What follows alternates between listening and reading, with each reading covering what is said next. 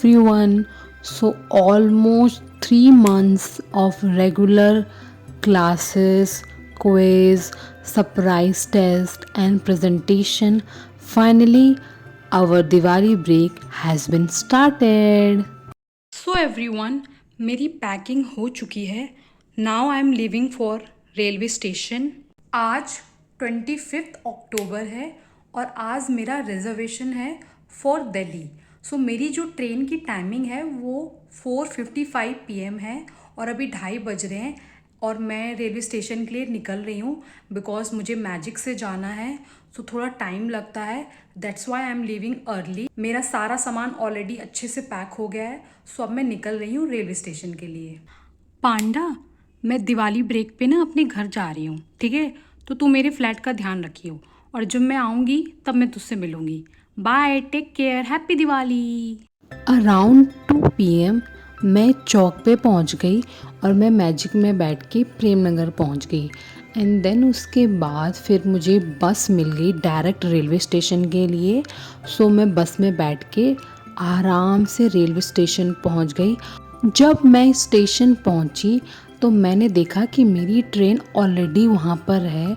तो मैंने जल्दी से चेक इन किया और फिर मैंने अपना सामान को अच्छे से सेटल किया और टाइमली मेरी ट्रेन डिपार्चर हुई. और उसके कुछ ही देर बाद मुझे स्नैक्स मिले और मैंने बहुत ही इंजॉय करके स्नैक्स खाया बिकॉज़ मुझे बहुत भूख लगी थी. एंड देन उसके बाद डिनर का भी टाइम हो गया. सो डिनर भी आ गया था and it was too delicious. So मेरी train timely New Delhi railway station पहुंच गई. मेरे फादर आए थे मुझे पिकअप करने. उसके बाद मैंने ऑटो रिज़र्व किया और मैं अपने घर टाइमली पहुंच गई. आफ्टर सम डेज़ मेरा मन कर रहा था कि मैं निज़ामुद्दीन दरगाह जाऊं. सो मैं निकल गई और मैं मेट्रो में ट्रैवल कर रही थी. तो उस वक्त मेरे पास नॉवल थी तो मैं नॉवल भी पढ़ रही थी. एंड देन उसके बाद मैं निज़ामुद्दीन दरगाह पहुंच गई. सो गाइस, जब से ये ईयर शुरू हुआ है, मैं जब विंटर वेकेशन में भी घर गई थी तो उस वक्त भी मेरा मन कर रहा था कि मैं दरगाह जाऊं बट मैं जा नहीं पाई. इवन समर वेकेशन में भी मेरे मन में ये थॉट्स आ रहे थे that I should visit Nizamuddin Dargah but मैं जा ही नहीं पाई. बट इस बार मेरे मन से आया कि नहीं, मुझे जाना है तो जाना है. सो फाइनली मैं दरगाह गई. मैंने वहाँ पे चादर चढ़ाई, फिर वहाँ पे मैंने पूजा की एंड इट वाज अमेजिंग. मुझे बहुत ज़्यादा सुकून मिला उस दरगाह में and that place was heaven. So next day मैं सैलून गई for grooming session because festival शुरू होने वाले थे. एंड गाइस, वैसे तो हमारी जो दिवाली ब्रेक थी वो टोटल 9 डेज़ की थी बट मेरे घर में छठ पूजा थी. दैट्स वाई मैंने 1 वीक एक्सटेंड कर लिया for my break. So guys, Chhath Puja basically 4 days का फेस्टिवल है. सो पहले हम लोग घाट पे गए थे तो हमने अपने घाट की पूजा की. फिर नेक्स्ट डे हमने व्रत का प्रसाद बनाया और उसके नेक्स्ट डे जिस दिन एक्चुअल छठ पूजा स्टार्ट होती है उस दिन हमने जो मेन प्रसाद होता है वो बनाया. एंड देन उसके बाद मैं, मेरी पूरी फैमिली और हमारे फ्रेंड्स, हम लोग घाट पर गए थे छठ पूजा के लिए.